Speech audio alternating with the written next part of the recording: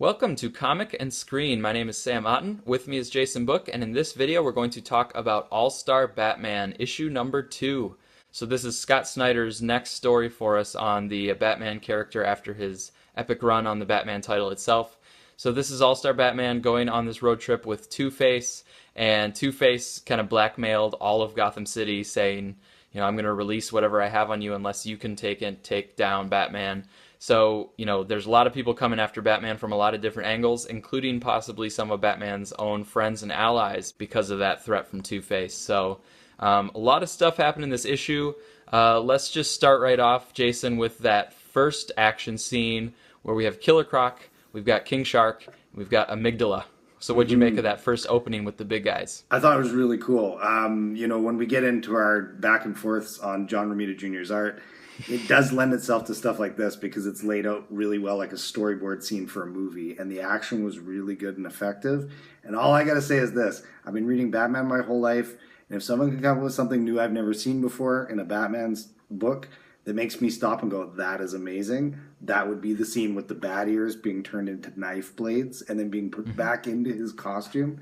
It was just brilliant. It's just one of those simple little things that worked really well and elevated the issue to me. It's a small thing, but it just made it like, how can we take something that we've seen a million times and do something different with it? So I really enjoyed that, enjoyed the action, and I definitely enjoyed what happens later in the issue that we'll get to as well. Mm-hmm. Yeah, I mean, it's definitely an issue that it kept coming with more stuff and more stuff, so you definitely feel like you get a lot out of the pages of this book.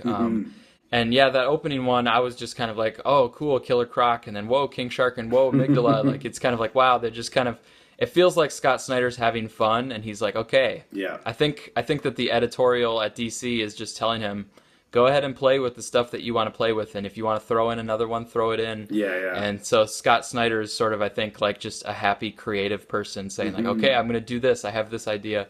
And it makes it fun to read when you kind of get that feeling from the creative team. Totally. Yeah, I really enjoyed it. For me, though, the art still holds me back a little bit because, like, I agree with you, and some of those moments were cool, and I feel like it's kind of like Scott Snyder, probably the one who had this cool idea. And I still just wondered, like, if there was another artist, would that have looked even better? Like, when he pulls stuff out, or John Romita Jr.'s Batman, I still feel like just doesn't quite look like how Batman's supposed to look. Some of the other, like, villain characters are okay, because it's kind of like a stylized kind of, his weird kind of off-kilter sort of style kind of works for maybe like a King Shark or something. Yeah, it's kind of like a hybrid of like the Frank Miller Batman and then kind of thrown in with the kick-ass style that he drew. To put it in perspective, in the backup story, the art by Declan Shelby, I believe his name is, or I can't remember if it's a female or a man, but the art is really good, but it's quite sparse and very minimal, so I don't know if it would have worked as well for the scenes in this book. But yeah, I know what you're saying. It's definitely I guess kind of like he said before, it's his Deadline style that he's adapted. He used to be much more detailed, but now it's more about conveying the action and the way the book jumps out at you. But I could definitely see how you could see the holes in the art. Yeah, it's part of it's too just like Batman's face and chin and stuff. I feel like it's kind of this mushy chin that just is sitting there like not a Batman chin. Maybe he's supposed to be getting beat up a bit, who knows. Yeah. But it was cool how Batman used the train tunnel strategically and kind of did that. Coming out of the tunnel, then Jade, Nguyen and Jane Doe show up and kind of use some poison on Batman, so that kind of ups the ante a little bit. Yeah. But Batman uses it, stabs Two-Face, and so he's basically linking himself with Two-Face in terms of the poisoning. So that gets us into the sort of next act of the issue. So what'd you make of that as he tries to bring Two-Face with him and talk about the antidote, and then Duke Thomas possibly having the antidote to bring in, I think. Yeah, they're really doing a good job of making Two-Face, the duality stand out in this one versus other ones. Like when he's talking about Harvey and himself to Batman and really showing how messed up he really is. I really enjoyed that.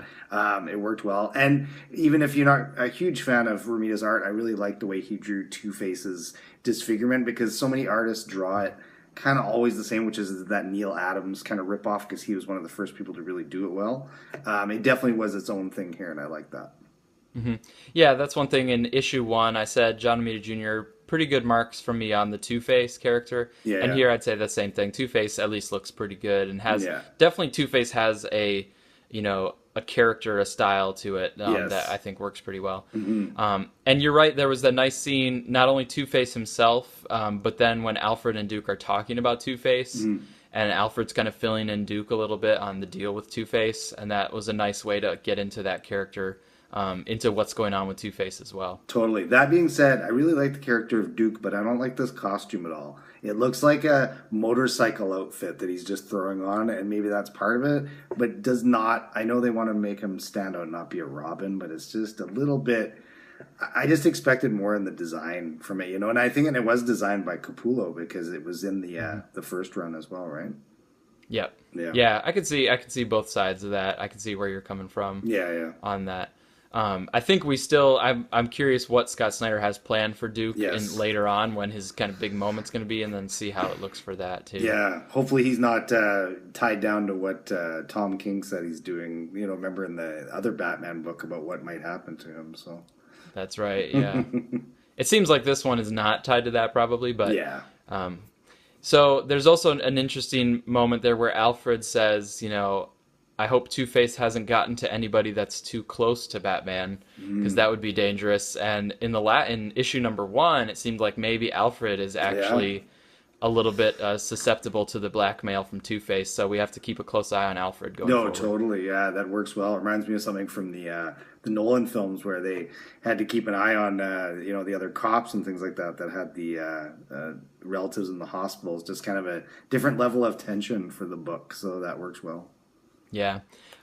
Before I forget, too, in the first scene with King Shark, there was a funny joke about shark repellent, which I think was a Yes. throwback to the old movie. Yeah, it was awesome. And then they had their own way of explaining it, what he was actually throwing Yeah, at that and it was stuff. actually like an acid thing that burned his skin. It's like, no, it's actually a legitimate kind of thing that would work, not just shark repellent Yeah, or yeah, it bat spray. was pretty cool. Yeah, I like that Snyder seems to be able to throw in nods to the whole mythos of Batman because that's what makes this really cool. And like you said, he's having fun with it. And first issue we had Batman with a chainsaw. Now we got Batman pulling the ears off the cowl into knife blades. What's next? I mean, it could be Yeah, something it's really like cool. each issue you can look forward to what might be coming. Hmm. So the other main thing that happens in this issue is we've got Jim Gordon, Harvey Bullock coming to Wayne Manor, and Jim Gordon seems like he's maybe susceptible to the blackmail and is maybe breaking into the Bat Cave, and that's where the issue leaves off. So what'd you make of the Jim Gordon stuff? I really liked it. And I was surprised. And just for half a second, I was like, Harvey, what are you talking about? Harvey Dent? And I was like, oh, yeah, right, Harvey Bullock. But I hope that they do something really cool here. Like, have a moment that we haven't seen before, like we've said they're doing in a lot of these stories so far, is maybe they'll open it and there's like a false thing showing it's nothing there. Something that Batman would have maybe a little more security, like that we think he probably would.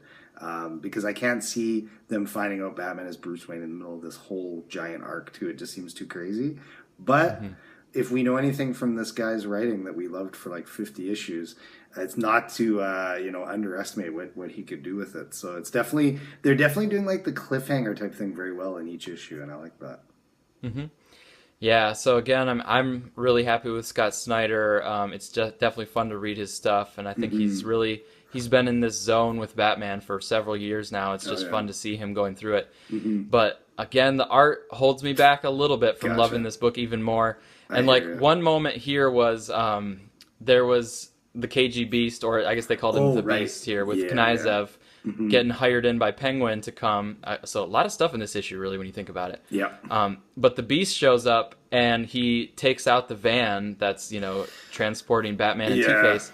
And the van like flies over the Beast, and I just looked at that panel. I'm like, this should be an awesome panel of the I van know. going over the Beast. Yeah. And instead, it was just like the Beast's head sitting there, and it was like very pedestrian when it should have been an awesome epic panel. I agree. He was focusing too much on. He tried to make it look different, and like there was a little like kind of motion that the back of the truck was flying over him, and the light was coming off. But it didn't have like an epic action movie sequence. And also story wise here, if I don't get a big reveal in the next issue that Batman comes out and he's like, "You're supposed to be dead," because when I was a kid, the 10 Nights of the Beast was a great Batman little four-parter in the Batman book itself, and I Hmm. loved how it ended. And he left him there pretty much like, I'm not going to kill you, but I'm not going to pull you out of here. So I want it to Hmm. be really epic when they meet again. I hope it is. Right. Yeah, Yeah, well, it seems like Scott Snyder's setting it up to be pretty epic because good. the Beast got a pretty intense introduction here. Like, It's he's a true. serious guy. He's kind of saying this is his big last assassination job. And Mm. I mean, it definitely Scott Snyder set this up where it's going to be, I think, something next issue. Yeah, hopefully we'll have like a big showdown between the two of them because he probably wants Batman dead. He'd do it for free after what he did to him, so it should be pretty interesting.